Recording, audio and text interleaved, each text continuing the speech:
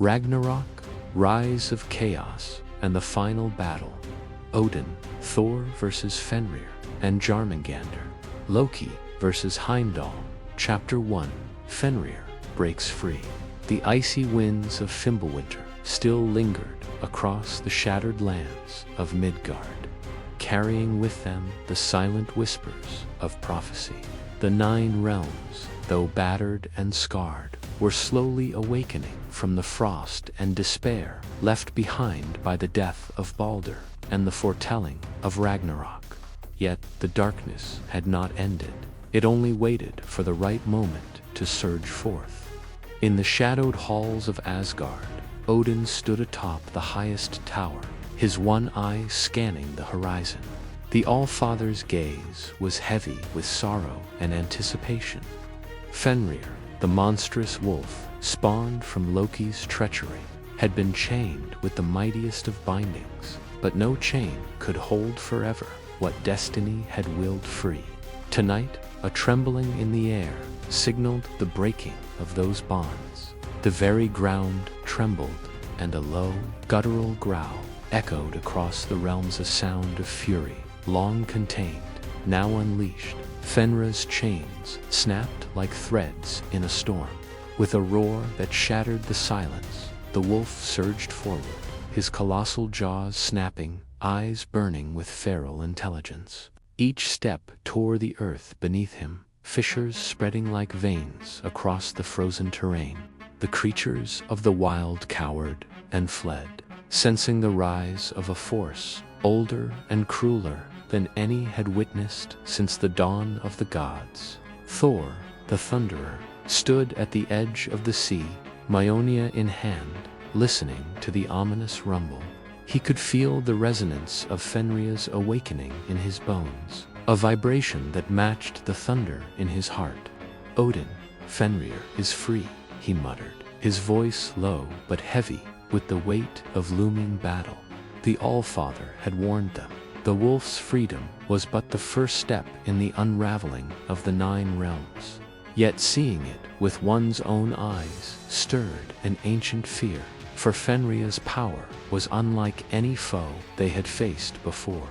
Across the frozen plains, the survivors of Midgard, humans and dwarves alike, watched in awe and terror. They had heard tales of Fenrir, of the wolf destined to swallow Odin himself during Ragnarok. But now, the beast was no longer a story or a shadow in the prophecies. It was flesh and fury, moving with a speed and cunning that belied its immense size. Its howl tore across the skies, a sound that would haunt dreams for generations to come. Odin's council convened in the great hall of Valhalla. The remaining Einherjar, valiant warriors who had fallen in previous battles, yet were reborn, stood ready. The wolf's fury is only beginning, Odin proclaimed, his single eye burning with determination. We must act, but we cannot face him alone. The 9 realms are bound together. Our strength must be united if we are to survive what comes next.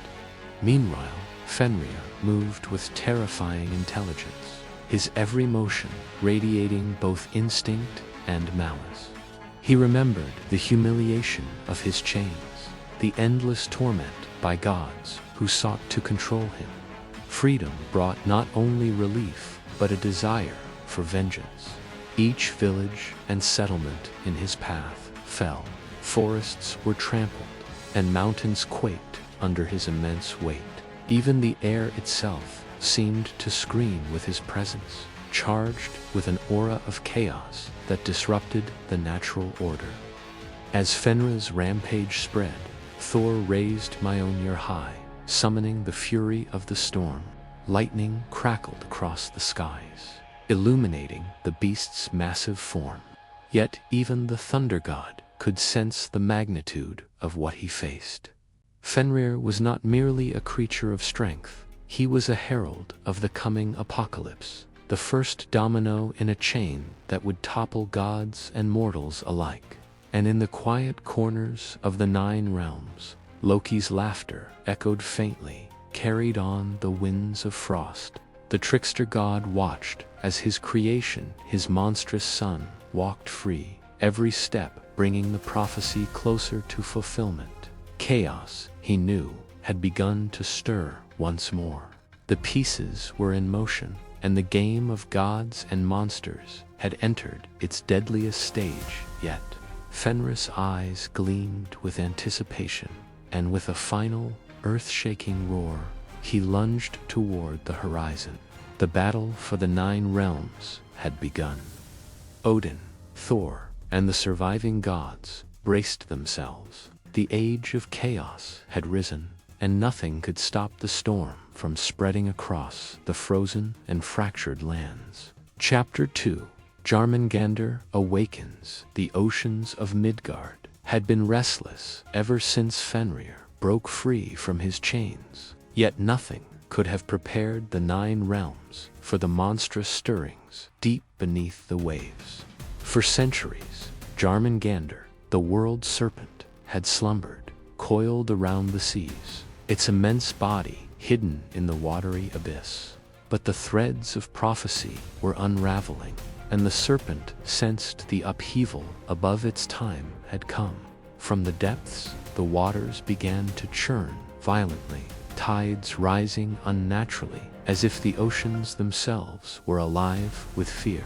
Storm clouds gathered over the horizon, dark and roiling, and lightning forked across the sky, illuminating the restless waves. Fishermen and coastal dwellers ran for shelter, their cries lost in the thunder. Ships were torn apart by colossal waves, the sea itself rebelling against mortal intrusion. High upon the cliffs of Asgard, Thor felt a familiar vibration beneath his feet, the pulse of the serpent's awakening. His grip tightened on Mjolnir, the hammer thrumming with electricity as the god of thunder drew power from the storm. "The serpent rises," he said grimly to himself, the words heavy with dread. "Jörmungandr stirs. Midgard will drown if we do not act." Meanwhile, Odin, the Allfather, stood at the edge of the Bifrost, gazing into the swirling maelstrom. His single eye pierced the gathering storm, seeing the serpent's colossal coils twisting beneath the waves. "The prophecy unfolds," he murmured, voice as cold as the northern winds. "First Fenrir, then Jörmungandr. The 9 realms are tested once more." He raised his spear, Gungnir, summoning the courage of the remaining gods and Einherjar. The time for preparation had ended. The time for battle was upon them. From the depths of the sea, Jörmungandr emerged with a roar that shook the skies. Its body, vast enough to encircle the world, pierced the surface, sending torrents of water cascading in all directions. Thunder clashed with thunder, and lightning illuminated the serpent's scales, each one glinting like iron forged in the fires of Muspelheim. Its eyes, glowing with ancient malice, scanned the lands above, seeking destruction. The world serpent's awakening was not just a natural disaster, was a deliberate strike, a herald of chaos designed to challenge the gods themselves. Thor leaped to the forefront, Mjolnir raised high, summoning lightning to strike the beast. Each hammer blow sent tremors through the waters, yet the serpent barely flinched, its colossal form twisting and turning with a grace and strength that defied mortal comprehension. Waves erupted like mountains, hurling boats, debris, and warriors into the chaos. Even the Einherjar, valiant souls of fallen heroes, struggled to maintain their footing against the wrath of the storm and the fury of the awakened serpent. Across the realms, mortals watched in terror and awe. Villages along the coastline were swept away, as if the world itself had decided to purge the lands of life. Yet, in the midst of this chaos, heroes emerged, warriors who had survived the frost of Fimbulwinter and now faced the serpent with courage born from desperation. Their swords and shields clashed against tidal waves, and their cries echoed across the storm, a testament to the indomitable spirit of mortals in the face of divine wrath. Beneath the storm, Loki watched, unseen. The trickster's lips curled into a smile, for his plan was unfolding precisely as he had envisioned. Fenrir had been freed. Now, Jörmungandr rose, and soon the 9 realms would be engulfed in chaos unlike any seen before. Yet even Loki's cunning did not guarantee victory. The gods, the battles to come would be legendary, sung for ages in Valhalla and Midgard alike. As Jörmungandr's coils writhed over the seas, Thor and the assembled gods braced themselves. The storm raged, lightning crackling across the sky, rain blinding their eyes. This was no mere confrontation. It was the beginning of a war that would test the strength of gods and mortals alike. Every strike of Mjolnir, every defensive stance, every summon of divine power carried the weight of destiny itself. The serpent was awakened, and with it, the rise of chaos truly began. The world serpent's eyes glowed brighter, and with a final, deafening roar, it lunged toward the coast, waves smashing with unstoppable force. Thor, his hammer charged with thunder, met the creature head-on. The clash was cataclysmic, a battle of titans that shook the heavens and the earth. The 9 realms trembled as gods, mortals, and monsters collided, each blow echoing through the fabric of fate itself. Ragnarok's shadow stretched ever closer, yet hope, however faint, still flickered in the hearts of those who dared to resist. Chapter 3. Loki's shadow. The realms were still reeling from the awakening of Jörmungandr and the rampage of Fenrir. Storm clouds hung heavy over Midgard, their darkness pierced only by flashes of lightning as Thor and the gods battled the forces of chaos. Yet, even amid the tumult, a quieter, more insidious danger began to stir, a presence that slithered through the shadows, unseen but profoundly felt. Loki, the trickster, had returned. Hidden in the veil of night, Loki watched the chaos unfold. The freedom of Fenrir and the awakening of Jörmungandr were only the opening movements of his grand design. His eyes, sharp and calculating, followed every strike of Thor's hammer and every maneuver of Odin's spear. A smirk curled across his lips as he considered the fear and uncertainty that now gripped the surviving gods. Unlike the brute force of Fenrir or the colossal might of Jörmungandr, Loki wielded something far more dangerous: cunning and deception. In the halls of Asgard, Odin convened a council. The Allfather's single eye, now weary from foresight and vision, scanned the gathered Einherjar and surviving gods. "The wolf and the serpent are but heralds," he said, his voice echoing across the great hall. "A greater threat lies unseen. Loki stirs in the shadows. We must uncover his schemes before the 9 realms are plunged into ruin." But finding Loki was no simple task. The trickster god moved with the subtlety of smoke, slipping between realms and warping perceptions.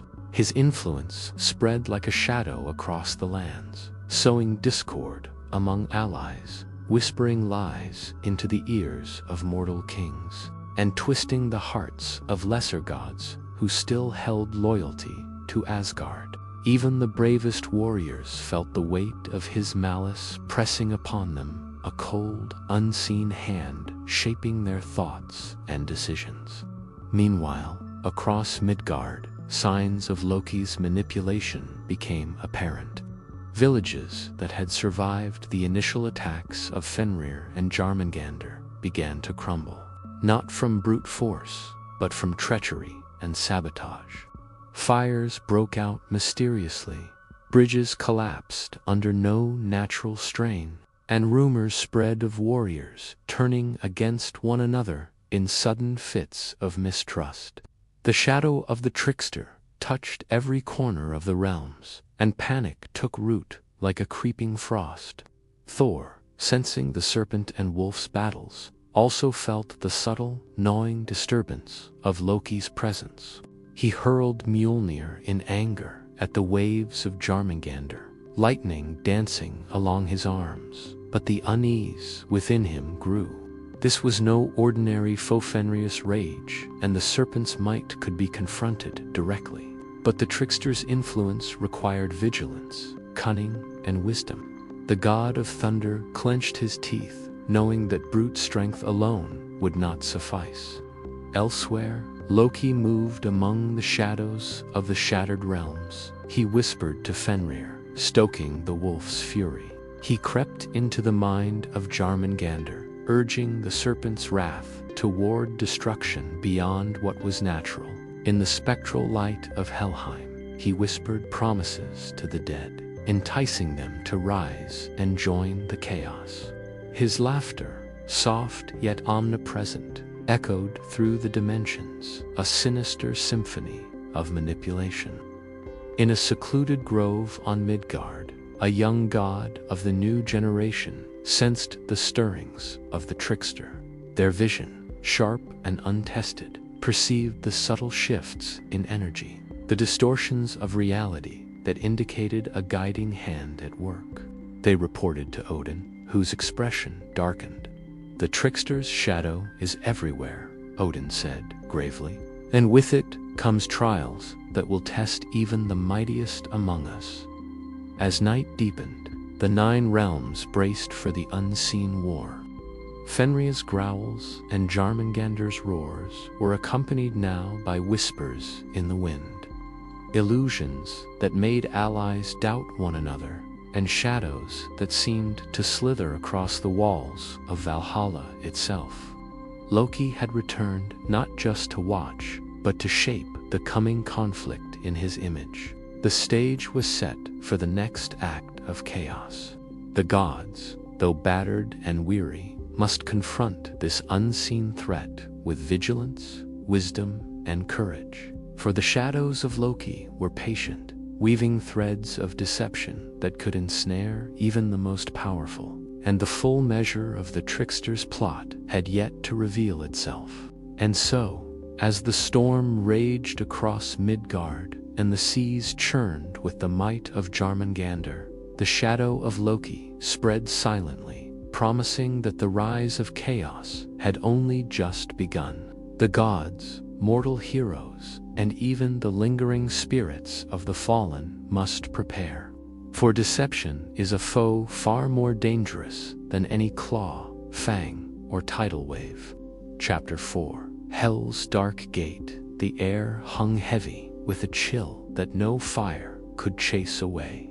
Midgard trembled as the shadows deepened, carrying a sense of dread that even the bravest warriors could not dismiss. From the furthest reaches of Niflheim, the icy mists stirred, and the gates of hell, long sealed by ancient wards and forgotten rites, began to creak and groan. Darkness pooled and thickened, coalescing into forms that had long been absent from the world of the living. The dead were stirring.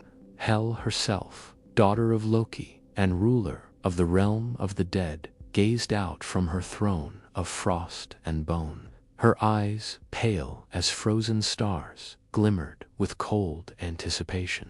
"The time has come," she whispered, her voice carrying across the veil, separating the living from the dead. "The balance of life and death shall tilt, and chaos shall reign."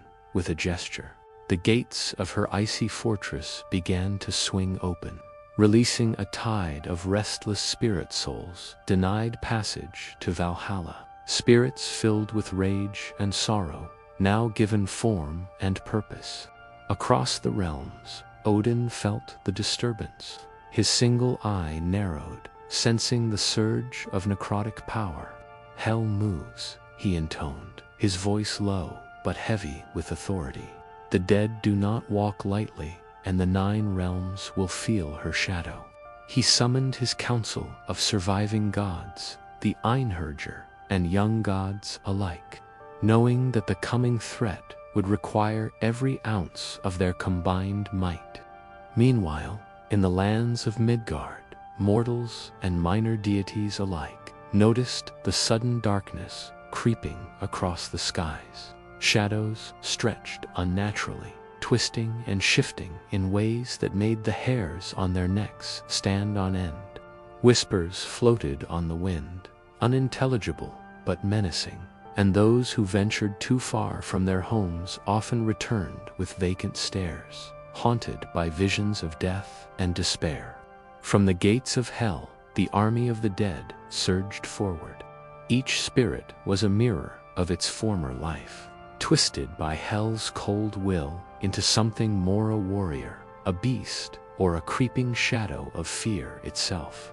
They spilled into Midgard with a silent inevitability, gathering in masses that seemed to stretch endlessly, a tide of spectral darkness that neither mortal weapons nor divine fire could easily repel. Thor, sensing the necrotic surge from the depths of Niflheim, readied Mjolnir and called upon the storm. Lightning split the sky and thunder rolled across the mountains. Yet even the power of the god of thunder seemed muted against the sheer number of the risen dead. "We face more than mere monsters," Thor said grimly to the gathered Einherjar. "This is the hand of Hel herself, and her army is relentless." Hel, watching from her throne, smiled faintly. "The living are fragile," she mused. "They cling to hope, but hope alone cannot save them from the inevitability of death." She raised her hand, and from the swirling mist, spectral warriors began to coalesce, forming battalions that advanced upon Midgard. Their every step left frost and shadow, chilling the land and bending reality to their master's will. As the army moved, Loki's shadowed influence lingered nearby. Though Fenrir and Jörmungandr wreaked havoc across Midgard and the seas, Loki saw the value in Hel's march. He whispered to the spirits, guiding them subtly, sowing further disarray and encouraging distrust among the gods. Chaos, he knew, could be manipulated like a blade, striking where the enemy least expected. Odin and the assembled gods and heroes took their positions along the front lines. Shields were raised, spears poised, and spells of protection woven into the air. Yet, despite their vigilance, the sense of overwhelming dread pressed upon them. Hel's army was not just vast, it was inexorable. Each spirit was bound by her will, an extension of her icy dominion, and every advance brought Midgard closer to the brink of annihilation.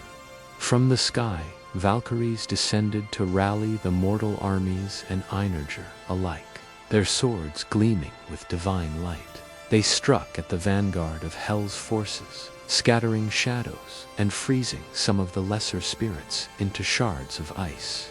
But for every spirit defeated, more poured through the gates, relentless, tireless, and ever-growing in number.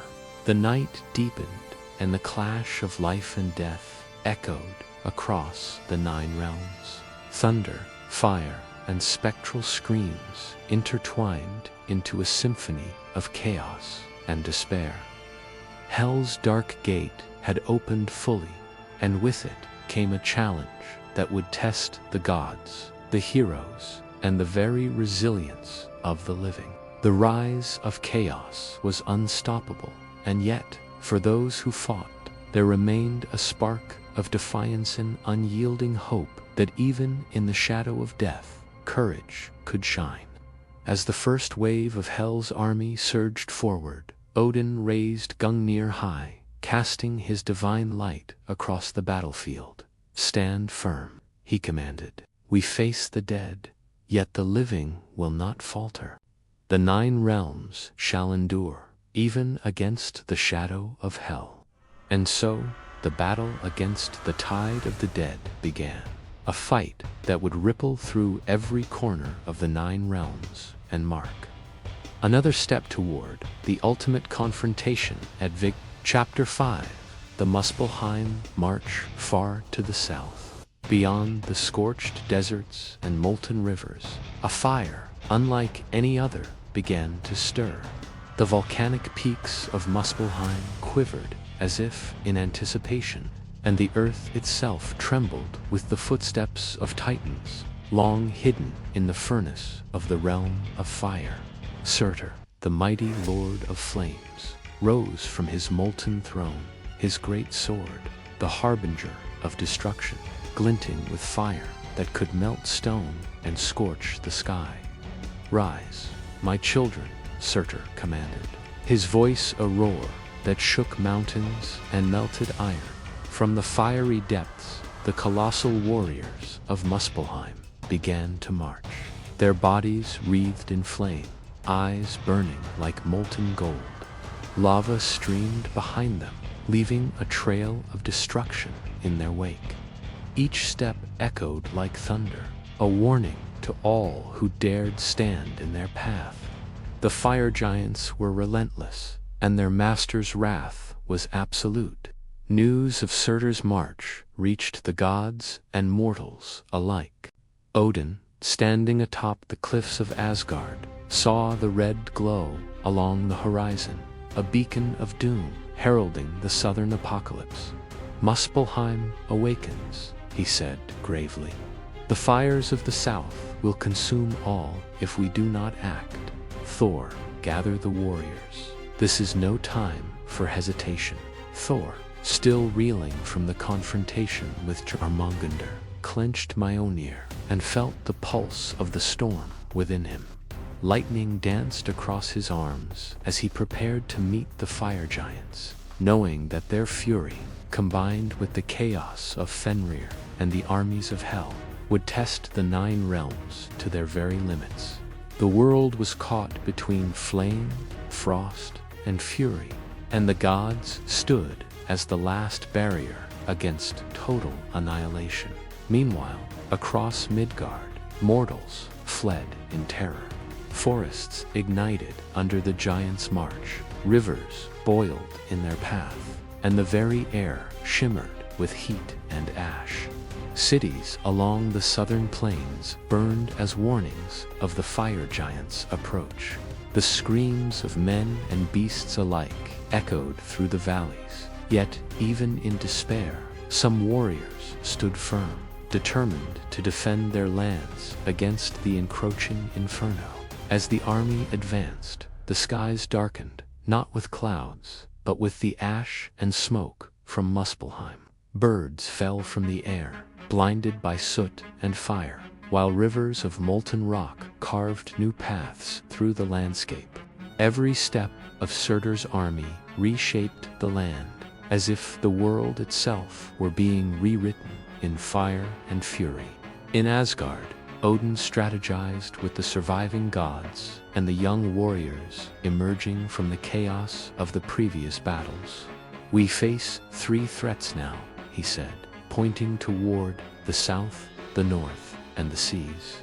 "Fenrir in the north, Jörmungandr in the waters, and Surtur in the south. If we are divided, the 9 realms will fall. Unite our forces, and we may yet hold the line." Thor raised his hammer high, lightning crackling across the storm-laden sky. "Let them come," he shouted. "The fire of Muspelheim will meet the storm of Midgard, and they shall know the wrath of the gods."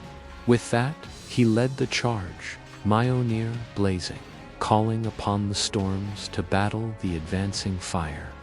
Yet Surtur was no mere brute force. His mind was as cunning as it was destructive.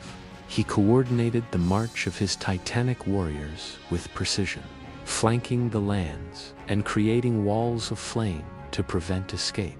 The fire giants moved like a living wave of destruction, each step heralding an infernal symphony of cracking stone, boiling rivers, and burning forests. Their advance threatened not just the mortals of Midgard, but the very stability of the 9 realms. Among the gods, Loki's shadow lingered, unseen but palpable.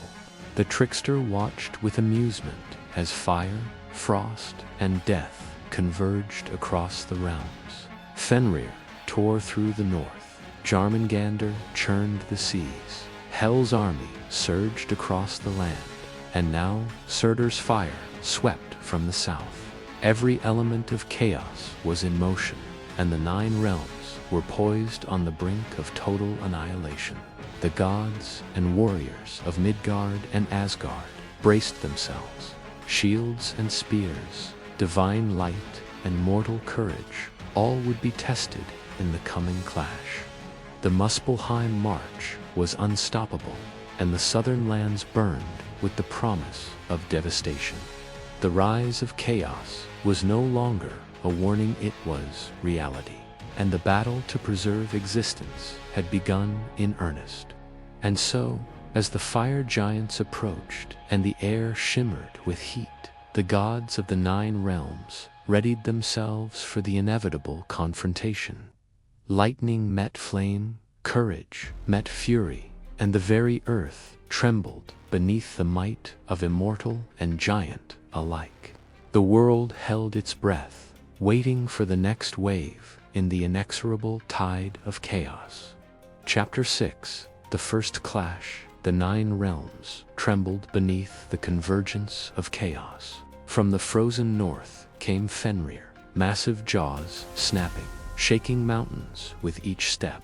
From the turbulent seas rose Jörmungandr, the world's serpent, coiling and thrashing, sending waves crashing across the shores. From Hel's dark gates poured the legions of the dead, shadows and wraiths uncountable, while the southern plains blazed as Surtur's fire giants advanced. It was a maelstrom of destruction unlike anything the realms had ever known. In the heart of Midgard, the gods and the surviving heroes gathered. Odin, his one eye blazing with foresight, surveyed the battlefield. The time for caution had passed. Today, we test the strength of our resolve, he proclaimed, raising Gungnir to the sky. The 9 realms are united in peril, and the first clash begins now. Thor, wielding Mjolnir, thundered toward the advancing serpentine and lupin threats.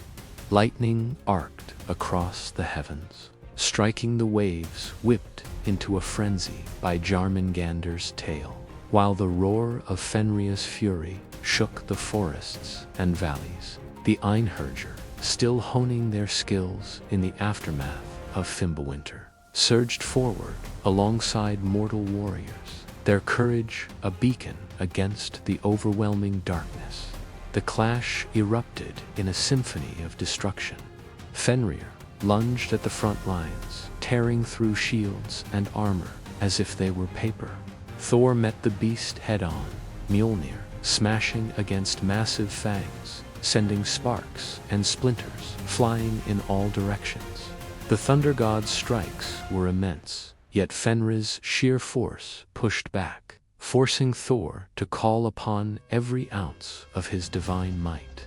At the same time, Jörmungandr's tail swept across the battlefield, toppling trees and smashing defensive lines. Waves surged inland, sweeping away soldiers and scattering formations. The world's serpent's head struck with the force of a mountain, jaws snapping as thunder and lightning collided with the roiling waters. Yet the warriors of Midgard did not falter. With coordinated strikes and the guidance of the gods, they held their ground, fighting not just for survival, but for the very fate of the realms. Surtur's fire giants arrived on the southern front, flames licking the sky, rivers boiling beneath their steps. The air shimmered with heat, forcing shields to glow red-hot and weapons to sing with scorching energy. The gods countered with their divine powers, Lightning met fire, shields of divine light met molten fury, and the earth itself groaned under the collision of titanic forces. Amidst the chaos, Hell's undead legions pressed forward, their spectral forms phased through attacks, reappearing to strike again, relentless in their assault. Valkyries swooped from the skies, their wings cutting through shadows and spectral limbs, rallying the mortals and Einherjar alike. Odin's strategy was meticulous: divide and weaken, strike where the enemy was vulnerable, and buy time to organize a stronger counterattack. Yet the gods knew that this clash was only the beginning. Each strike, each wave of destruction, revealed not only the might of the enemy, but the fragility of Midgard itself. Fenrir's jaws could crush mountains, Jörmungandr's coils could flood cities, Surtur's flames could reduce forests to ash, and Hell's shadows could sap the will of even the bravest warriors. The battlefield was alive with chaos, and every moment demanded courage, ingenuity, and sacrifice. In the midst of the fighting, Loki's shadow whispered in the corners of the battlefield, unseen but ever present. The trickster god's influence exacerbated the confusion, leading some mortals to falter, sending enemy forces into vulnerable positions, and amplifying the tension among allies. His game was subtle, yet deadly, a reminder that the rise of chaos was not merely brute force, but also deception, strategy, and cunning. The first clash raged on, titanic and cataclysmic. Lightning struck, fire blazed, jaws snapped, and the dead pressed forward relentlessly. Heroes fell and rose, gods swung hammers and spears, and every blow sent tremors across the lands. For a moment, it seemed as if the 9 realms themselves would shatter under the immense pressure of colliding forces. Yet, amid the destruction, a spark of hope remained. The courage of the gods and the valor of mortals met the chaos head-on. They fought with the knowledge that the battle was not yet lost, that every strike, every defense, every act of bravery delayed the rise of complete annihilation. The first clash had begun, and though the cost was high, it was a necessary test, the prelude to even greater trials yet to come. The battlefield raged as night fell, lightning illuminating the horrors and heroism alike. Fenrir growled, Jörmungandr hissed, flames roared, and shadows whispered. And through it all, the gods and their allies held firm. For the 9 realms demanded their courage, and the rise of chaos had only just begun. Chapter 7: Chaos in the Realms. The echoes of the first clash still resonated through the 9 realms. The sky above Midgard was a roiling canvas of storm and fire, clouds torn apart by lightning and the heat of Surtur's advancing forces. The earth trembled, mountains groaned, and rivers swelled with waters churned by Jörmungandr's colossal coils. Yet the devastation was not confined to Midgard alone. The chaos spread like a disease, infecting every corner of the realms, challenging gods and mortals alike. In Asgard, Odin's gaze swept across the 9 realms. Each ripple of destruction, each quake of fear and anger was a reminder of the prophecy's inexorable unfolding. The chaos spreads, he warned, voice carrying weight and authority. Fenrir in the north, Jörmungandr in the seas, Surtur in the south, and Hell's legions upon the lands. We must respond, yet our power is divided. His hand rested upon Gungnir, sensing the threads of fate twisting further into disorder. The mortals of Midgard bore the brunt of this chaos. Villages burned from the south, waves swallowed cities from the coast, and the forests trembled under Fenrir's march. Yet it was not only destruction that plagued them. Confusion and fear spread faster than any weapon. Farmers abandoned their fields, soldiers lost coordination, and communities turned on one another in desperation. Loki's subtle hand had left its mark, whispering doubt into hearts and turning allies against one another at the worst possible moments. Across the realms, natural laws themselves seemed to falter. In the frozen north, snowstorms whipped violently, stirred by Fenrir's fury. In the southern plains, molten rivers cut new paths, reshaping the land in fire and ash. The seas, torn by Jörmungandr's movements, inundated coasts and reshaped islands. Even the skies seemed to fracture under the weight of the calamities, torn between the forces of storm, fire, and shadow. The gods worked tirelessly to contain the chaos. Thor wielded Mjolnir with relentless determination, striking at waves, flames, and beasts alike. Yet even his divine power strained under the weight of multiple threats. Freya and Heimdall coordinated the movements of mortal armies, rallying those who could still fight and shielding the defenseless from destruction. Odin, from the heart of Valhalla, traced the threads of fate to predict the next surges of turmoil, issuing orders that would guide the defenders in their desperate struggle. Hel's undead army moved relentlessly through the lands, their chilling presence feeding fear and despair. Shadows seeped into towns, twisting mortals' perceptions and turning simple confusion into terror. Spectral warriors clashed with the living, dissolving into mist, only to strike again, a relentless cycle of assault that left few untouched. The Nine Realms were no longer merely a battleground. They were transformed into a crucible of endurance, where courage, strength, and wisdom would be tested to their limits. Even among the gods, the strain was evident. Thor's arm ached from wielding Mjolnir continuously. Odin's eye burned from the visions of countless futures, and Freya's heart ached with the knowledge of lives lost and those yet imperiled. Yet, despite the overwhelming odds, unity remained their strongest weapon. Where mortals faltered, the gods reinforced. Where fear spread, hope was rekindled. And where chaos threatened to overwhelm, courage and strategy held the line. In the midst of this tumult, Loki's shadow played its part with subtle genius. Though unseen, his influence twisted perceptions and amplified disorder. Leaders hesitated, soldiers misstepped, and minor conflicts flared, all under his watchful eye. Yet even the trickster could not foresee the full resilience of gods and mortals when pressed to the brink. Their collective will, though battered, pushed back against his designs, delaying the ultimate victory of chaos.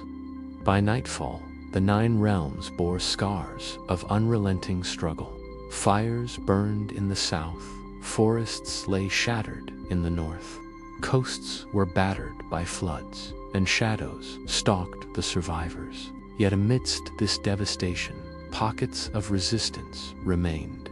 Brave souls gods, mortals, and Einherjar alike held their ground, striking back wherever possible, defending what remained of their homes and lives. The chaos continued to spread, but so too did the courage of those who resisted. The realms were tested, torn, and reshaped by elemental fury and divine power, yet the spirit of resistance endured. For each wave of destruction, each surge of disorder, the defenders adapted, united, and prepared for the battles that lay ahead. The rise of chaos was no longer a warning, it was reality. And though the Nine Realms quaked under the weight of Fenrir, Jörmungandr, Surtur, and Hel, the gods and mortals, held the line, knowing that only through unity, valor, and cunning could they hope to survive the storm to come. Chapter 8. Thor versus the Serpent. The storm clouds above Midgard thickened, black and roiling, charged with the fury of Thor himself. Waves surged and crashed against cliffs and villages, yet nothing compared to the sheer magnitude of the beast confronting him. Jörmungandr, the world's serpent, colossal and unyielding, its eyes glowing like molten gold beneath scales that could pierce the heavens. The sea churned violently, tidal waves mounting as if the oceans themselves obeyed the serpent's will. Thor, hammer in hand, stood firm on the cliffs of the western coast. Mjolnir crackled with raw electricity, each strike illuminating his resolve. By the storm and by the lightning, you shall not claim Midgard without a fight, he roared, his voice cutting through thunder and rain. Every step of the world serpent sent tremors through the earth. Yet Thor's grip did not falter. He knew this battle was more than a test of strength. It was a battle to preserve the very balance of the 9 realms. With a deafening roar, Jörmungandr lunged, coils crashing into the shore, sweeping boulders and trees aside like mere twigs. Thor leaped into the fray, Mjolnir striking the serpent's massive scales with a force that split the clouds and sent lightning arcing across the stormy sky. The clash was monumental. The sound of metal and scales colliding echoed across mountains and seas, a herald of the epic struggle to come. The world serpent lashed its tail, striking villages and defensive lines with precision born of ancient cunning. Thor countered with thunderous strikes, each blow sending shockwaves across the battlefield, scattering the smaller forces of Midgard, but only momentarily halting the serpent's advance. The clash of Titan against God reshaped the land. The very cliffs trembled, trees were uprooted, and the oceans foamed as if in pain. Below, mortal warriors and the Einherjar fought alongside Thor, wielding swords and shields, magical spells and divine artifacts, striking at the serpent's exposed moments. Each wave and coil that crashed into them threatened to sweep them into the ocean. Yet courage and strategy held the lines, buying Thor the precious moments he needed to confront the serpent directly. The fight became a brutal dance of strength and strategy. Thor's hammer struck again and again, lightning searing the serpent's scales. Yet Jörmungandr, ancient and cunning, adapted, coiling around the cliffs and striking with deadly accuracy. The god of thunder leaped and dodged, his movements precise, but each strike of the serpent tested his stamina, his skill, and his very will. The heavens roared with thunder, rain lashed with fury, and the battlefield became a tempest of divine and monstrous power. Amidst the chaos, Loki's shadow whispered from unseen corners, tempting the serpent to strike with greater force, guiding its attacks toward mortals and allies alike. Thor sensed the subtle manipulations, realizing that this battle was as much about intelligence and cunning as it was about brute strength. With a growl of determination, he focused, letting the storm within him amplify his strikes, channeling both anger and purpose into every swing of Mjolnir. The tides of battle surged and shifted. At one moment, the serpent's jaws closed around a rocky promontory, tearing it from the earth. At the next, Thor hurled Mjolnir with all his might, striking the serpent's head and sending arcs of lightning searing through its eyes. The clash illuminated the stormy skies, casting shadows of god and serpent alike across the raging seas. For hours, the battle raged without pause. Each clash of Mjolnir and the serpent's scales sent shockwaves that rattled the mountains, shattered the coasts, and stirred the very depths of Midgard. Thor's muscles burned, yet he did not yield. The world serpent's ancient power tested every skill and every ounce of endurance he possessed, pushing the god to the brink of exhaustion. Yet Thor's resolve never wavered.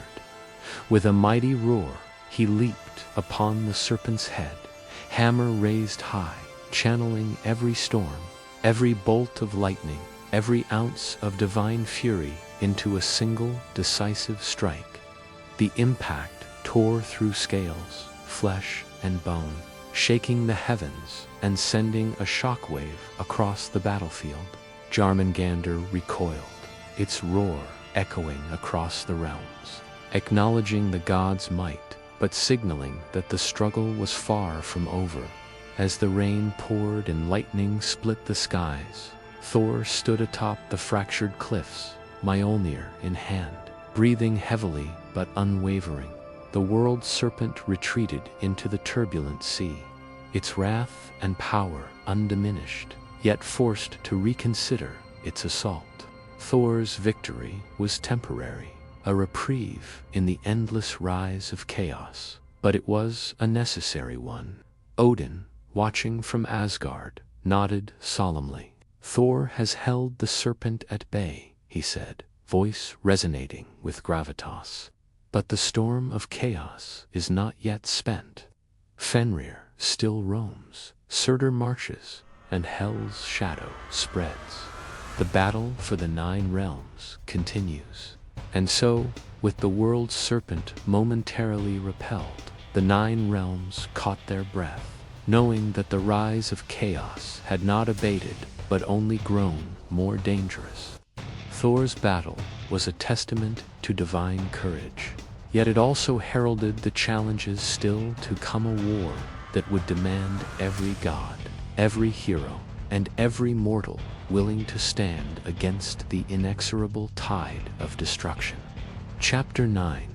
Fenrir's Fury. The northern skies darkened with a pall of despair as Fenrir the monstrous wolf rampaged across the frozen lands of Midgard. His massive paws crushed mountains and forests alike, leaving trails of devastation that stretched from horizon to horizon. Each step sent tremors through the earth, splitting frozen rivers and toppling ancient pines. The very air seemed to quiver under the force of his fury, a soundless warning that the north itself was under siege. Odin, standing upon the cliffs of Asgard, observed the chaos with a grave intensity. Fenrir had been freed from his chains, and his rage was boundless. The Allfather's gaze pierced the storm, seeking any glimpse of a weakness in the colossal wolf. "Fenrir's fury must be contained," Odin declared, voice resonating with authority. "If the north falls, the 9 realms teeter on the brink of annihilation." Thor, having just repelled Jörmungandr temporarily, sensed the tremors in the north. "The wolf approaches," he warned Mjolnir, already humming with lightning. "We cannot let Fenrir reach Midgard's heart. The cost would be unbearable." The god of thunder leapt into the storm, lightning tearing through the darkened skies as he raced toward the source of Fenrir's devastation. Fenrir's eyes blazed with an ancient malice, each glance radiating raw power. The wolf's jaws snapped with such force that the earth itself shuddered, mountains crumbling under the sheer pressure. Villages in the northern expanse were swallowed by the shadow of the beast, and even the bravest warriors trembled in fear. Yet, as he advanced, Fenrir was not merely a force of destruction. He was cunning, calculating, and driven by an instinctive desire to fulfill the prophecy of Ragnarok. The first encounter came at the frozen plains, where Thor confronted the wolf. Mjolnir raised high, the thunder god's presence challenged Fenrir. lightning searing across the snow and ice as he struck with all his might. Fenrir countered with a speed and agility that belied his size, snapping and lunging, forcing Thor to evade with godlike precision. Every blow of Mjolnir clashed against iron-hard teeth and claws, sending shockwaves through the battlefield. Behind Thor, the gods and Einherjar rallied the mortals, attempting to contain Fenrir's rampage. Yet the wolf's fury was overwhelming. Ice shattered beneath his paws, and the northern winds, twisted by his wrath, howled across the plains, disorienting friend and foe alike. Fenrir's roar echoed like 1,000 storms, shaking the very fabric of reality and striking terror into all who dared oppose him. Odin's strategy was meticulous, even amid chaos. He coordinated the gods, directing them to flank Fenrir, to use terrain and magical wards to restrain the beast's path, buying Thor the opportunity to strike decisive blows. Yet despite their combined might, Fenrir's fury could not be easily subdued. Every attack, every tactic seemed only to fuel his rage further. Loki's presence, subtle and insidious, influenced Fenrir even from afar. Whispers of rage and destruction filled the wolf's mind, intensifying his fury and cunning. The trickster god's hand ensured that each move of Fenrir not only wreaked havoc, but also challenged the unity and resolve of the gods. Loki's shadow reminded all that the rise of chaos was as much about manipulation as it was about brute strength. The battle raged across the icy plains. Thor struck with lightning, Odin unleashed magical fury, and the mortal warriors fought with a courage born of desperation. Yet Fenrir's fury was relentless, a force of prophecy incarnate. Mountains crumbled under his weight, rivers froze and shattered, and the sky itself seemed to darken with the wolf's rage. As the fight reached its zenith, Thor found an opening, channeling the storm's full power into a single devastating strike. Mjolnir smashed into Fenrir's shoulder, lightning piercing through fur and sinew. The wolf roared, a sound that could shatter mountains, yet even in pain, his eyes burned with unyielding fury. Thor stood firm, knowing this was only a temporary victory, a pause in a battle that would ultimately culminate in Ragnarok itself. Odin, witnessing Thor's stand, nodded solemnly. "Fenrir's fury is formidable, but the gods endure," he murmured. "The storm has been met with courage, yet the rise of chaos continues. The battles ahead will demand more than strength. They will demand unity, strategy, and sacrifice." As the northern winds howled and Fenrir retreated to gather his strength, the 9 realms held their breath. The wolf's fury had been momentarily checked, yet the storm of chaos still raged unchecked across the realms. The struggle to survive, to resist the tides of destruction, had only grown more desperate, and thus the stage was set for the next confrontation, a test of courage, strategy, and resolve. As the rise of chaos advanced inexorably toward its ultimate conclusion. Chapter 10: Surtur's Inferno. The southern horizon blazed like the sun itself had fallen to Midgard. Rivers of molten lava carved fiery paths through the plains, forests ignited into infernos, and the very air shimmered with heat and smoke. Surtur, lord of Muspelheim, strode at the head of his army, each step shaking the ground and leaving trails of fire in his wake.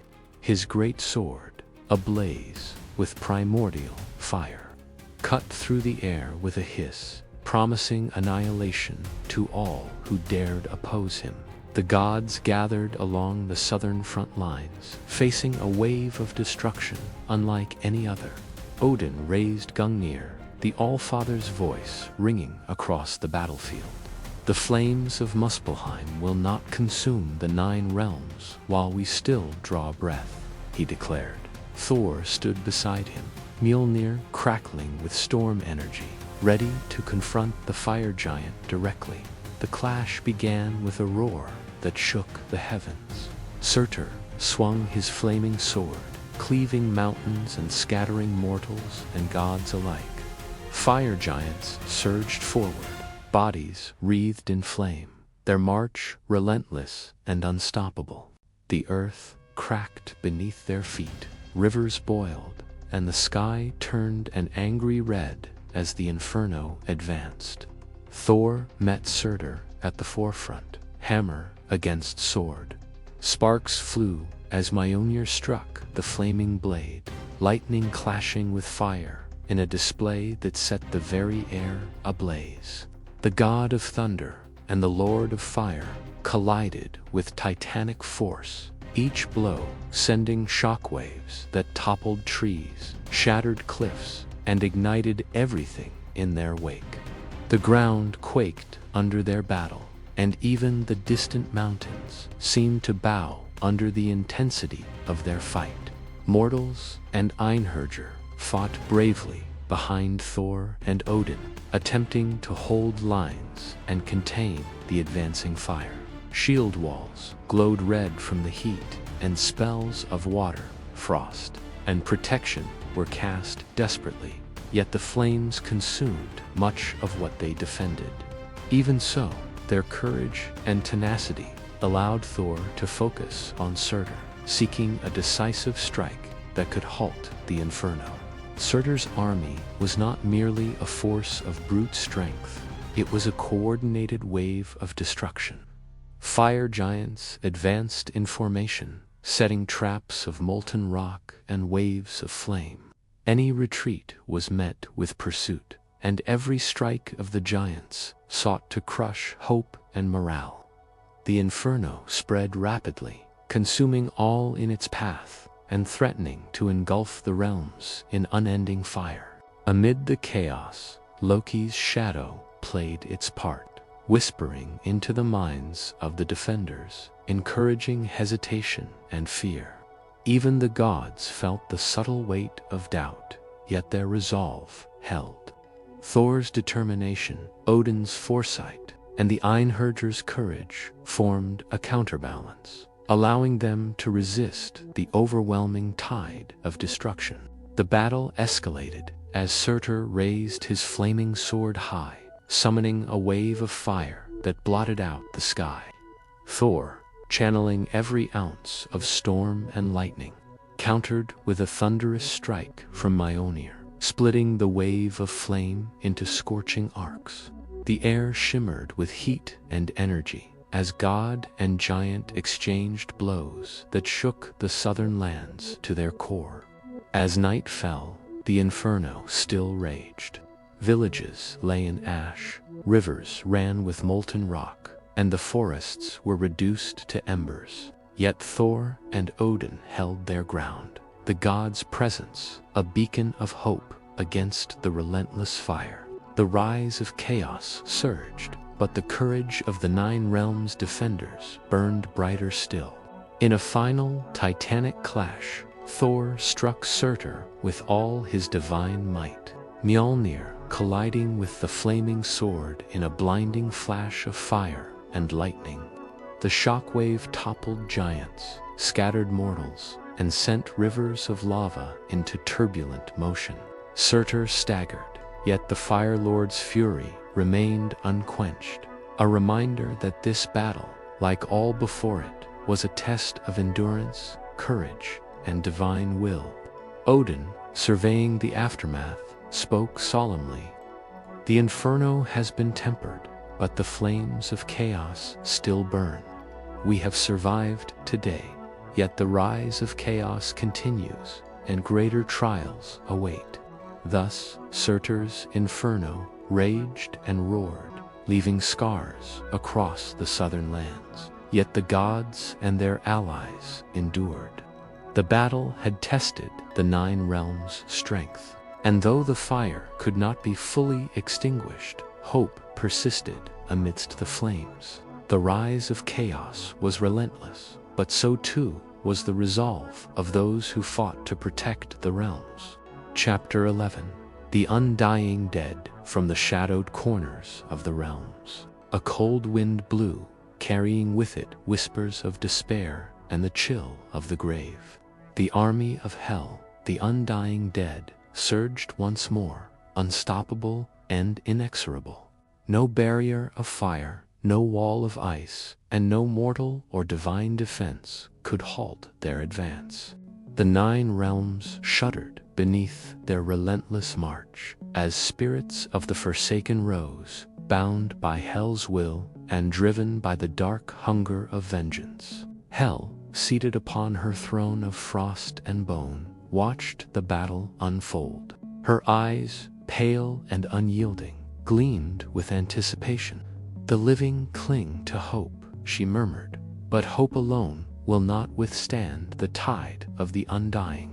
The balance of life and death shall tilt, and the realms will feel my dominion." With a gesture, spectral warriors poured forth like mist from the depths of Niflheim, swarming over lands already scarred by fire, frost, and fury.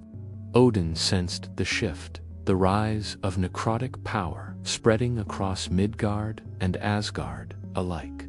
"Hell moves again," he warned, voice heavy with dread. "The undying march forward, relentless. We must not falter." He rallied the surviving gods and Einherjar, knowing that the battle against the undead would demand strategy, courage, and the sacrifice of all who stood against them. In Midgard, mortals shivered at the sight of the approaching dead. Villages were abandoned, cities braced their gates, and warriors prepared for a fight unlike any before. Yet courage sparked in the hearts of those willing to stand. Shields were raised, swords gripped, and magical wards activated, all against foes that neither bleed nor rest. The undead were tireless, relentless, and bound by a master who commanded the dead as easily as the living commanded breath. The first wave of Hell's army crashed into the mortal defenses with a force that shattered walls and sent warriors sprawling. Ghostly forms phased through arrows and blades, striking at their enemies before disappearing into mist. Each spirit was a mirror of life twisted, a memory of existence reshaped by the cold will of the goddess of death. Yet for every soldier felled, another rose to take their place, bound to Hell's dark command. Thor and the gods met the undead on the front lines. Lightning clashed with shadow, divine fire met spectral frost, and the clash of mortal steel rang against ethereal forms. The battlefield was alive with the screams of the living and the silent, haunting whispers of the dead. Thor swung Mjolnir with fury, striking at phantoms that vanished into mist only to reappear, testing both his stamina and his resolve. Freya and Heimdall coordinated counterattacks, guiding mortals and Einherjar alike. Spells of purification, wards of protection, and divine barriers were cast tirelessly, attempting to hold back the tide. Yet Hell's legions were infinite in number, flowing around obstacles, slipping past defenses, and pressing forward with unyielding determination. The 9 realms became a crucible where courage and despair collided in a symphony of chaos. Amid the relentless battle, Loki's shadow whispered again, not through Fenrir or Jörmungandr, but through the living themselves. Doubt, fear, and mistrust crept into the hearts of defenders, turning bravery into hesitation. Yet even Loki's manipulations could not fully disrupt the unity of those determined to resist. Gods and mortals alike held firm, their resolve forming a bulwark against the rising tide of death. Hours passed in ceaseless combat. Spectral warriors surged and fell. Waves of undying pressed forward, and yet the defenders endured. Every strike from Mjolnir, every spell cast, every swing of sword and spear became a defiance against inevitability. Though death itself had risen, life and courage refused to yield entirely. As the night deepened, Odin raised Gungnir, casting radiant light across the battlefield, illuminating the horrors and heroism alike. "Stand fast," he commanded. "The living fight, not only for survival, but for the very heart of the Nine Realms. We shall not yield to Hell's darkness." The undying pressed on, but the defenders' courage ignited a spark that resisted annihilation. Thor's lightning flashed across the battlefield. Valkyries swooped from the skies, and the gods combined might struck the spectral army again and again. Though Hell's legions were tireless, the unity of life and the courage of the living proved a challenge even she could not fully overcome. The battle against the undying dead raged into the hours of night. A relentless struggle of shadow against light, death against life, despair against courage. And though the rise of chaos continued to spread, the Nine Realms endured, battered yet unbroken. As the stage was set for the final confrontation, the culmination of prophecy and the ultimate test of godly and mortal valor. Chapter 12: The Eve of Vigrid. The Nine Realms trembled under the scars of war. Across frozen norths and molten souths, across the seas churned by Jörmungandr and the lands shadowed by Hell's legions, the remnants of gods and mortals alike gathered. The battlefields were scarred, the air thick with ash, blood, and magic. Yet even amidst devastation, the will to fight persisted. The rise of chaos had raged unchecked, yet the defenders endured, standing at the precipice of destiny. Odin, his single eye gleaming with foresight, surveyed the realms from the cliffs of Asgard. The threads of fate twisted tightly, pointing toward a convergence on Vigrid, the plane of the final battle. Every clash of the past weeks, the fury of Fenrir, the storm of Thor against Jörmungandr, the flames of Surtur, the relentless dead under Hell's command, had led to this inevitable moment. "The Nine Realms teeter on the edge," Odin murmured, "and soon all shall come to Vigrid. Their prophecy will unfold, and the fate of gods and mortals alike will be decided." Thor, standing beside him, tightened his grip on Mjolnir, the hammer crackling with storm energy. "We have held the line against fire, serpent, wolf, and shadow," he said, voice resolute. "But the final test is near. At Vigrid, we meet the chaos head-on. Nothing less than the survival of the Nine Realms rests upon our strength." His words were met with nods from the surviving Einherjar and mortal champions, their eyes reflecting courage despite exhaustion. The plains of Vigrid lay in eerie silence, the calm before the storm. Rivers ran black with ash, trees bent and twisted from fire and frost, and the sky roiled with clouds, lit intermittently by lightning and fire from distant skirmishes. Each step toward the plain felt like a march toward destiny itself, as the Nine Realms defenders assembled their forces for the greatest battle they would ever face. Hell's shadow stretched across the lands, and Fenrir prowled the northern edges, teeth gnashing and eyes burning with unrelenting malice. Jörmungandr stirred in the seas, its coils rising to threaten Midgard's shores, while Surtur's flames lingered, consuming the lands even in temporary retreat. The forces of chaos gathered from every corner, poised to strike with coordinated fury, the culmination of a rise that had brought devastation to all realms. Amid the preparations, Odin convened a council. Gods, warriors, and leaders of mortals joined together, strategizing for the confrontation to come. Every detail mattered: positioning of troops, timing of attacks, and the coordination of mortal and divine efforts. They could not afford mistakes. The Battle of Vigrid would decide the survival of existence itself, and every failure would be fatal. Thor led the vanguard, standing atop a hill as lightning arced across the sky, a signal of hope to the forces below. "We fight not just for ourselves, but for Midgard, for Asgard, and for all realms," he proclaimed. "At Vigrid, we make our stand." The mortals and Einherjar responded with cries of determination, their spirits alight even in the shadow of inevitable catastrophe.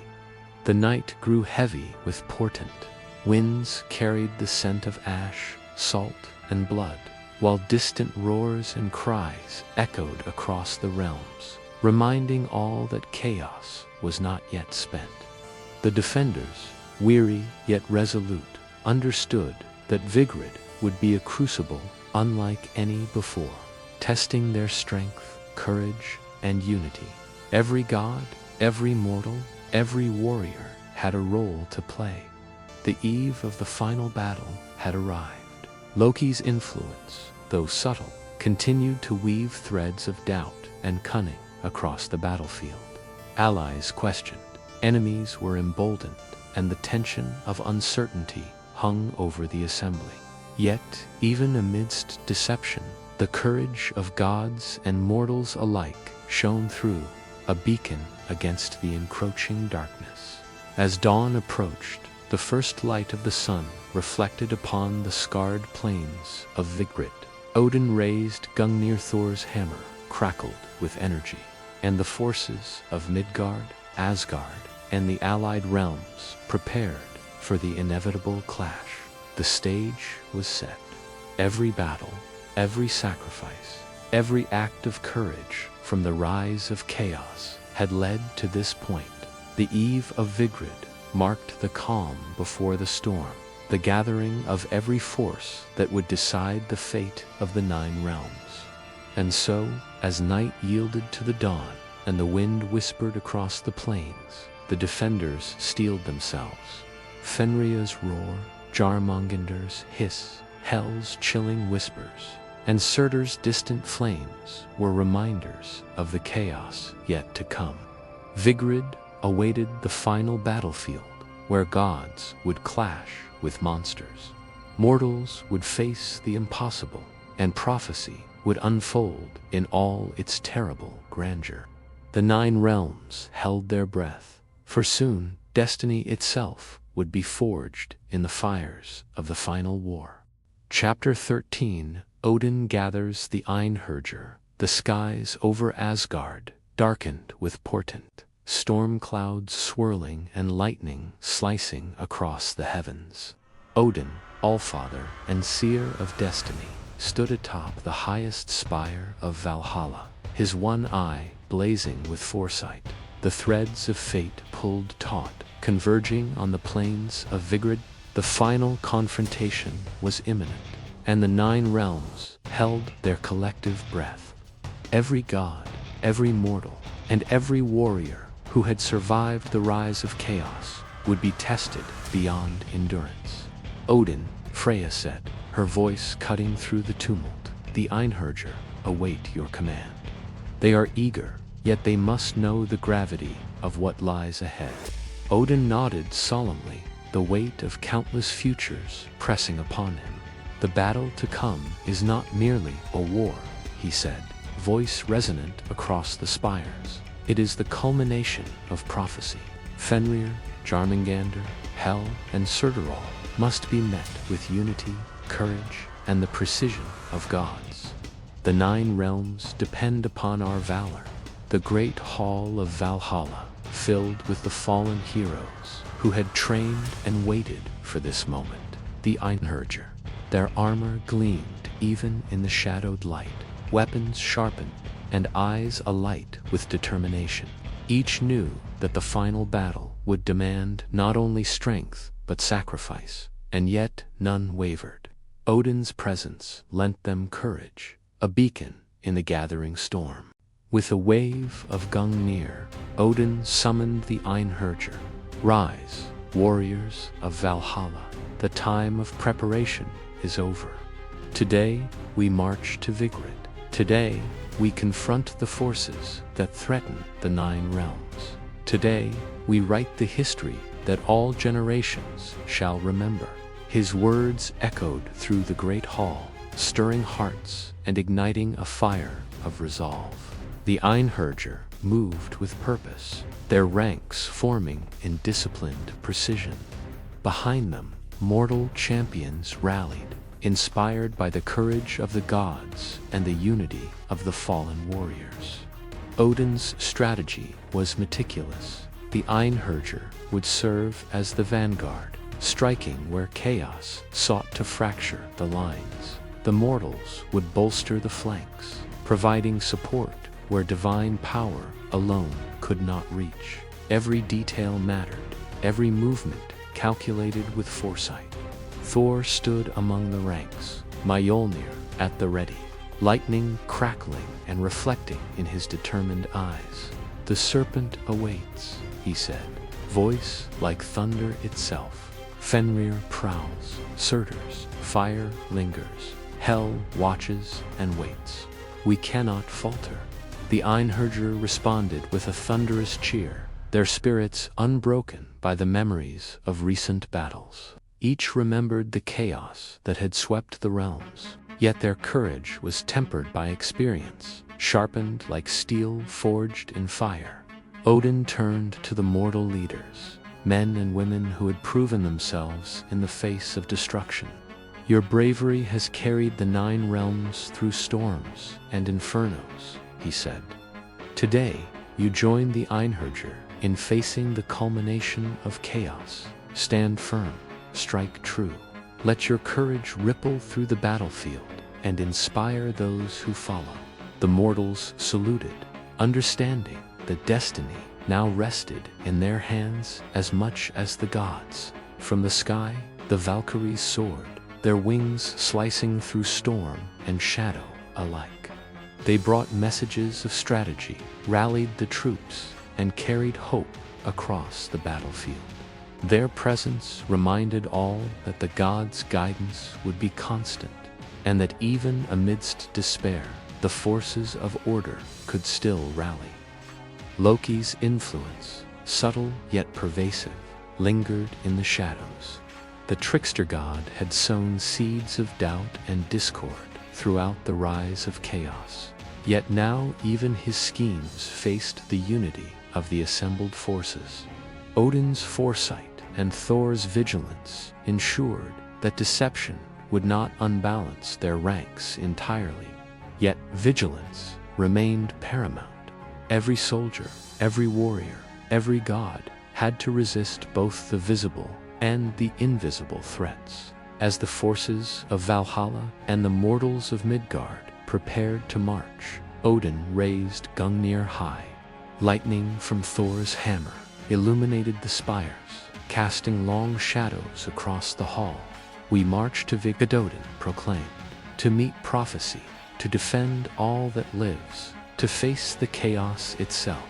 Today, we fight as one." The march began, descending from Valhalla's heights toward the plains where destiny awaited. Each step was heavy with anticipation, yet filled with determination. The 9 realms held their breath as the Einherjar, mortal heroes, and gods prepared to face the final battle.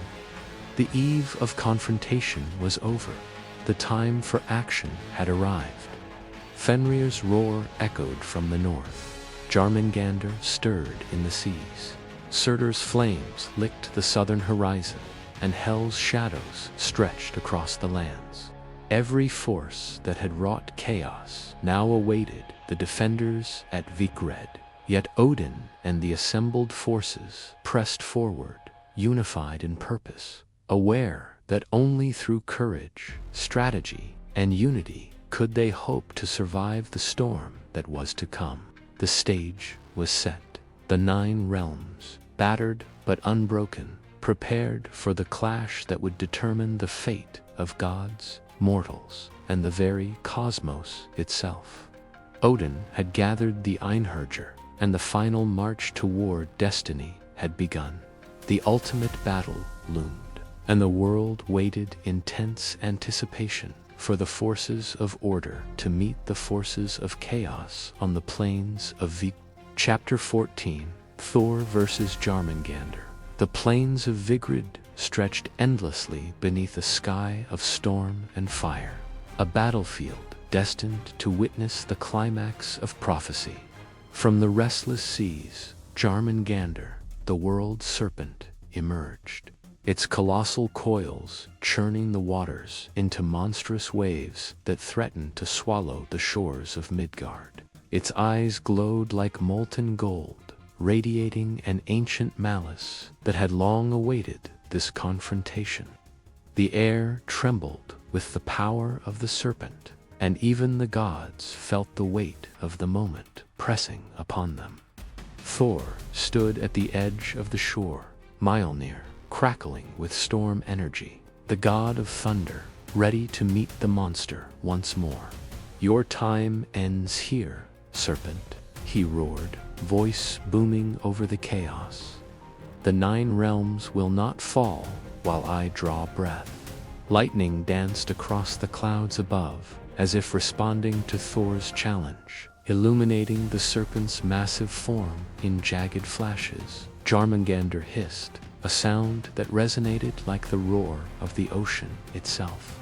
Each coil moved with terrifying speed, smashing against cliffs, crushing trees, and sending torrents of water cascading across the battlefield. Thor leaped into the fray, hammer raised, striking with a precision born of desperation and divine strength. Mjolnir collided with the serpent's scales, lightning searing through the monster's thick hide. Yet the world serpent recoiled only momentarily before striking again. The battle became a tempest of colossal forces. Waves rose and crashed, rocks shattered, and the very earth trembled beneath their clashes. Thor's strikes sent arcs of lightning across the water, illuminating the serpent's massive coils and exposing its vulnerabilities. Yet Jörmungandr's cunning was unmatched. It twisted and lunged, striking with accuracy that defied comprehension, testing every ounce of Thor's endurance and skill. Mortals and Einherjar held the lines behind Thor, striking at smaller threats and attempting to keep the battlefield from descending into utter chaos. Arrows flew, spears were thrust, and spells of fire, ice, and protection were cast. Yet the colossal battle between god and serpent dominated the horizon. Each strike from Mjolnir sent shockwaves through the battlefield, and each lunge of the serpent reshaped the land and sea. Thor's resolve burned brighter than the storm around him. He channeled not only his own power, but the fury of the storm itself, summoning lightning that split the clouds and struck Jörmungandr with overwhelming force. The serpent roared in pain and fury, coils lashing in retaliation. But Thor's mastery over Mjolnir allowed him to anticipate each strike, each movement, each deadly sweep.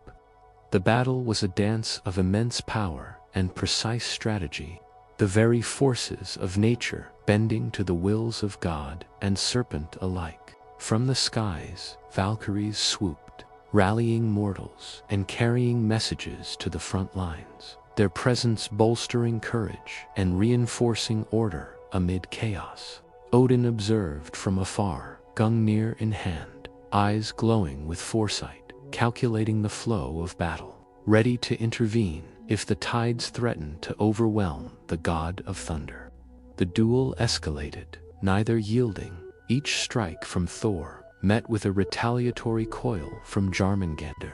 Mountains quaked, rivers swelled, and lightning and water collided in a cataclysm of elemental fury. Thor's muscles burned, yet he pressed on, understanding that this confrontation was more than a battle, it was the embodiment of prophecy itself. If the world serpent was unleashed unchecked, the 9 realms would drown in chaos. At the climax of the battle, Thor hurled Mjolnir with all his divine might, lightning enveloping the hammer as it struck the serpent's head. Jörmungandr's roar split the skies, a mixture of fury and pain that shook even the gods. The shock waves sent waves crashing across Midgard's coasts and mountains quaking inland. Thor landed with thunderous impact, ready to strike again, knowing that the battle was not yet over, but that the serpent had been forced to reconsider its assault. The world serpent, colossal and cunning, retreated slowly into the tumultuous waters, its golden eyes locked onto Thor, promising that their struggle was far from finished. Thor, chest heaving and Mjolnir humming with residual storm energy, stood firm on the fractured cliffs. "This battle is but a beginning," he declared. "At Vigrid, all chaos will face the might of gods and mortals united." Odin's voice carried across the plains, calm yet commanding. "Thor has checked Jörmungandr's fury, but the prophecy unfolds further. Fenrir prowls, Surtur's flames linger, and Hel's shadow grows. The final confrontation approaches, and every warrior must be ready." As the seas roiled and the storm continued to rage, the 9 realms held their breath. The clash between Thor and Jörmungandr was monumental. Yet it was only one thread in the tapestry of destiny woven for the plains of Vigrid. The rise of chaos had been challenged, yet the ultimate test, the convergence of all forces in the final battle, was still to come. Chapter 15. Odin versus Fenrir. The northern plains of Vigrid quaked beneath the approach of Fenrir, colossal wolf of prophecy, freed from his chains and roaring with unbridled fury. The ground split beneath his paws, mountains shivered, and the very air trembled with the force of his rage. His golden eyes glowed with ancient malice, and his jaws, lined with teeth as large as swords, gnawed at the horizon itself. The wolf's presence alone was enough to send shivers through mortals and gods alike. Odin, Allfather and Seer of Destiny, descended from the heights of Asgard, Gungnir in hand, his one eye burning with the power of foresight. He stood atop a fractured cliff, facing the embodiment of chaos and prophecy. "Fenrir," he intoned, voice deep and commanding, "your rage ends here. The 9 realms will not fall to your fury while I draw breath." The wolf responded with a deafening roar that shook the heavens and scattered the clouds above. The northern winds carried the echo across Vigrid, stirring fear and awe alike. Fenrir lunged, a living mountain of teeth and sinew, each stride threatening to crush everything beneath him. Odin braced, planting Gungnir into the cracked earth, and called upon the ancestral magic of the Aesir. Runic light blazed across the spear, illuminating the battlefield with a power older than the realms themselves. The first clash was cataclysmic. Fenrir's jaws snapped at Odin, lightning from Thor's strikes nearby illuminating the wolf's ferocity. Odin leaped aside with divine agility, striking Gungnir forward. The spear's runes blazed as it pierced Fenrir's shadowed flank, tearing through flesh and sinew with a force amplified by the magic of the Allfather. Fenrir recoiled but did not falter. His rage only deepened, eyes blazing brighter as if fueled by the very fires of prophecy. Odin's strategy was meticulous. Every movement, every strike, every feint was calculated to counter Fenrir's unmatched strength. The Allfather combined foresight and divine might, anticipating the wolf's attacks and exploiting the smallest openings. Fenrir, though powerful beyond mortal measure, was not invincible. Odin's experience and cunning turned the battlefield into a chessboard where wolf and god maneuvered with unparalleled skill. The clash intensified as Fenrir lunged again, faster and more ferocious than before. His massive jaws snapped close enough to crush Odin. Yet the Allfather anticipated the strike, vaulting aside and driving Gungnir into Fenrir's shoulder. Sparks of divine energy exploded across the battlefield, illuminating the plains of Vigrid in golden and violet flashes. Mortal and divine forces alike watched in awe, knowing they were witnessing a duel worthy of legend. Around them, the armies of gods and mortals engaged with Fenrir's minions, lesser wolves and chaotic creatures that spread fear across the battlefield. Thor battled Jörmungandr in the east. Valkyries swooped overhead, and the Einherjar held the lines. But Odin and Fenrir remained the focal point, the apex of prophecy incarnate. Each strike and counterstrike shifted the balance of fate, the world itself trembling under their confrontation. Fenrir's fury was relentless. Each attack was more vicious than the last. Yet Odin's foresight allowed him to predict, evade, and counter with precision. He summoned the winds, the storms, and the very magic of Asgard to fortify his defenses and amplify his strikes. Gungnir's runes glowed with unearthly light, each swing carrying the weight of eons, each thrust tearing through the chaos surrounding them. The battle reached a crescendo as Odin drove Gungnir deep into Fenrir's chest, the wolf thrashing with unimaginable power. Fenrir's howl echoed across Vigrid, shaking mountains, bending rivers, and chilling the hearts of all who heard. Odin remained steadfast, channeling divine energy to hold the wolf at bay, knowing that a single misstep could allow Fenrir to break free and bring devastation to the 9 realms. From the heavens, Thor and the other gods observed, lending subtle aid through lightning, divine power, and strategic positioning of the mortal and Einherjar forces. Odin's mastery, combined with the combined efforts of allies, created a delicate balance where Fenrir's raw strength met divine wisdom and coordinated might. At the climax of the battle, Fenrir reared, jaws wide, preparing for a strike that could end Odin's stand. The Allfather raised Gungnir, summoning every ounce of foresight and divine power. With a blinding flash, Odin struck true, piercing Fenrir's chest, halting the wolf's attack, and forcing him to retreat temporarily. The wolf's golden eyes glimmered with restrained fury, acknowledging Odin's might while promising the inevitable clash yet to come. Odin, breathing heavily but unbroken, surveyed the battlefield. Fenrir's fury has been met, he declared, voice resonant across Vigrid. But the final convergence approaches. Every god, every mortal, every warrior must hold firm. The destiny of the 9 realms will be decided soon. The northern plains, scarred and trembling, held their breath. Fenrir's retreat was temporary, but Odin's stand had ensured that the rise of chaos was checked, if only for a moment. The final battle was nearing its peak, and all forces prepared for the moment when prophecy would finally unfold in its terrifying grandeur. Chapter 16, Loki versus Heimdall. The winds of Vigrid swirled with tension, carrying ash, lightning, and the echoes of titanic clashes.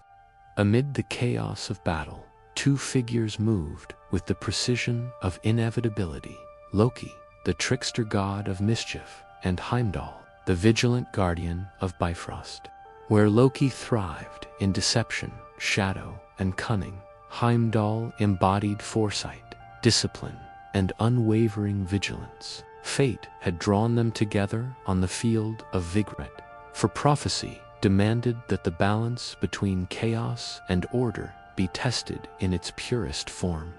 Loki emerged from the shadowed rifts of the battlefield, his form shifting like smoke and mirrors, eyes gleaming with malice. Each step he took seemed to warp reality itself, illusions flickering across the eyes of gods and mortals alike. He whispered through the winds, stirring doubt and fear, seeking to unravel the unity of the Nine Realms' defenders. The trickster's laughter echoed across Vigrid, a chilling sound that promised betrayal and cunning at every turn. Heimdall, standing upon a ridge overlooking the chaos, raised Jallarhorn in one hand and sword in the other, eyes piercing the storms and shadows with clarity beyond mortal comprehension. "Loki," he called, voice resonant with authority and resolve, "your games end here. The Nine Realms will not fall to your deceit while I stand."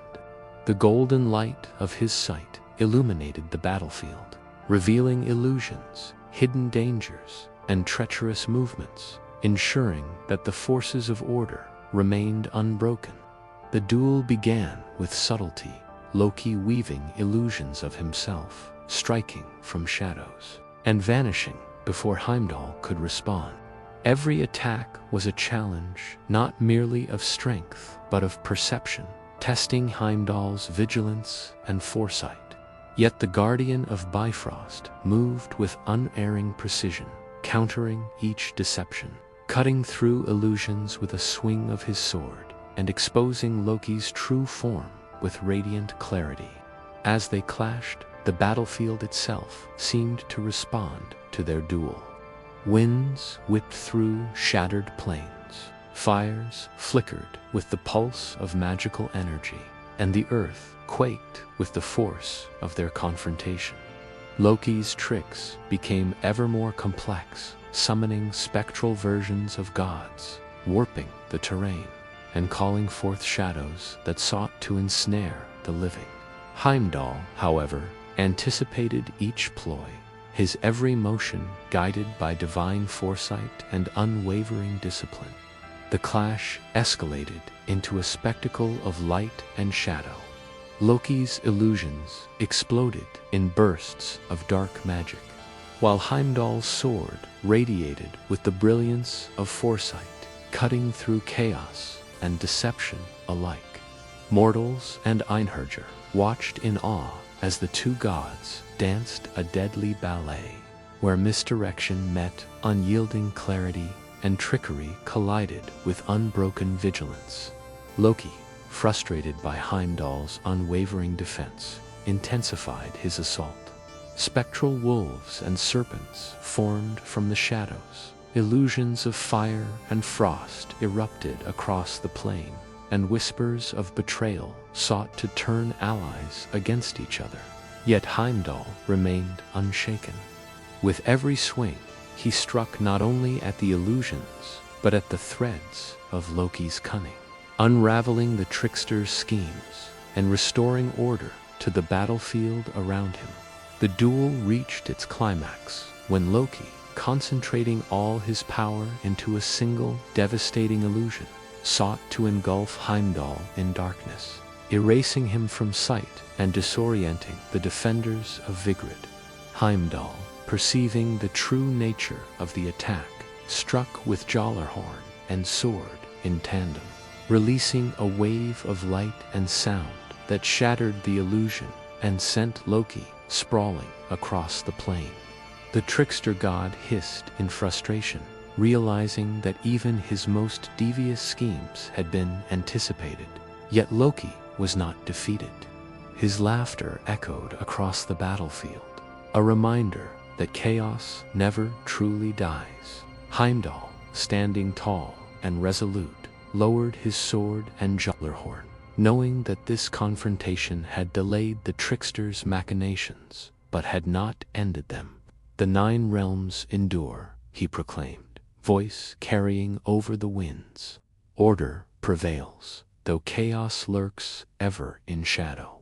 The forces of Midgard and Asgard held steady, inspired by Heimdall's vigilance and the thwarting of Loki's deceptions. The battlefield, though scarred by fire, ice, and shadow, remained united. The final battles still awaited the confrontations with Fenrir, Jörmungandr, Surtur, and Helbut. The defenders of the 9 realms had proven that courage, foresight, and unity could withstand even the most insidious forces of chaos. As Loki melted back into the shadows, his golden eyes glimmering with promise of future schemes, Heimdall watched, vigilant. The plains of Vigrid prepared to bear witness to the ultimate convergence of prophecy, as the final forces of gods and monsters readied for the decisive clashes that would determine the fate of all creation. Chapter 17: The Aftermath of Vigrid. The plains of Vigrid lay in silence, a stillness that belied the cataclysm that had just unfolded. The fires of Surtur had scorched the southern lands, rivers of molten rock marking the devastation. Fenrir lay defeated, its massive form collapsed in the north, jaws still agape as if frozen mid. Jörmungandr retreated into the turbulent seas, nursing wounds inflicted by Thor's relentless storm. Hel's undying legions were scattered, their spectral forms dissolving under the light of the victorious gods. And Loki, ever the trickster, slinked into shadow, his plans foiled, at least for now. Odin stood at the center of the battlefield, Gungnir in hand, surveying the aftermath. His one eye burned with the weight of sacrifice and foresight, yet amidst the devastation, a spark of hope remained. "The 9 realms endure," he proclaimed, voice echoing across the charred plains.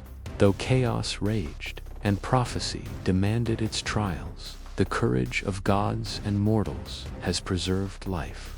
A new age begins. Thor, battered but unbroken, lowered Mjolnir, lightning crackling faintly along the hammer's edges. The god of thunder's chest heaved with exhaustion, yet his eyes shone with pride. "The serpent and the wolf have been challenged," he said, voice echoing with thunder. "The fires of Muspelheim have been tempered, and even death itself has been resisted. The realms stand, and we are their guardians."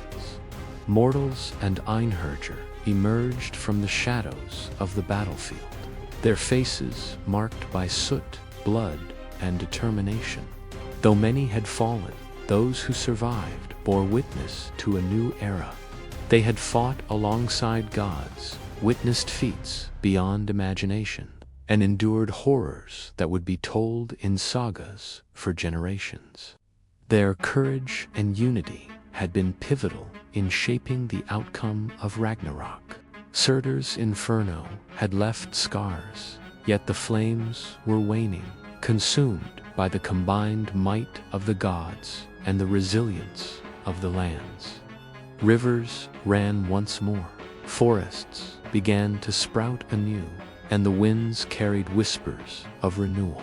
Even the shadow of Hel was retreating, her legions undone by the valor of life and the unity of the realms.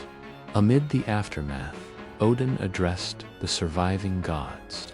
"We have faced prophecy, battled monsters, and endured the rise of chaos," he said. "Yet the 9 realms are not merely a collection of lands. They are a tapestry of courage, hope, and life. What has been destroyed can be rebuilt. What has been lost can be honored. From these ashes, a new world shall emerge." Heimdall, standing vigilant at the edge of the battlefield, lowered Jallarhorn. "The forces of chaos may rise again," he warned, "but today The light of vigilance and courage has proven stronger. The 9 realms have been tested, and they endure. Thor stepped beside Odin, Mjolnir resting on his shoulder. "Let the mortals remember what was fought here," he said. "Let the stories of Einherjar, gods and heroes, echo through the ages. Let the courage of the living inspire all who follow." The battlefield of Vigrid, though scarred and silent, became a symbol of resilience. The 9 realms had endured the culmination of prophecy, the rise of chaos, and the tests of divine and mortal strength. From the ashes of destruction, a new world began to take shape, a realm where gods and mortals could coexist, remembering the sacrifices and courage that had preserved existence itself. Loki's shadow lingered in distant corners, a reminder that chaos never fully disappears. But for now, the 9 realms had won a reprieve, and the surviving gods, mortals, and Einherjar celebrated the fragile triumph of life and order. The world had been reborn from fire, shadow, and blood, a testament to endurance, courage, and unity in the face of the inevitable. Odin raised Gungnir high, Thor's hammer gleamed with residual lightning, and the surviving warriors of Valhalla and Midgard stood united. "The 9 realms live," Odin proclaimed, voice resounding across the lands. "Let this victory be remembered, and let the age of chaos give way to the age of renewal." The story of Ragnarok is complete, yet the spirit of its heroes will endure forever. Thus, the plains of Vigrid fell silent, and the 9 realms, though battered and scarred, began anew. The gods returned to their realms, the mortals rebuilt their homes, and the legacy of courage, sacrifice, and unity endured as a beacon for all generations to come. The epic saga of Ragnarok had concluded, and from its trials, a new world, resilient, reborn, and eternal rose from the ashes.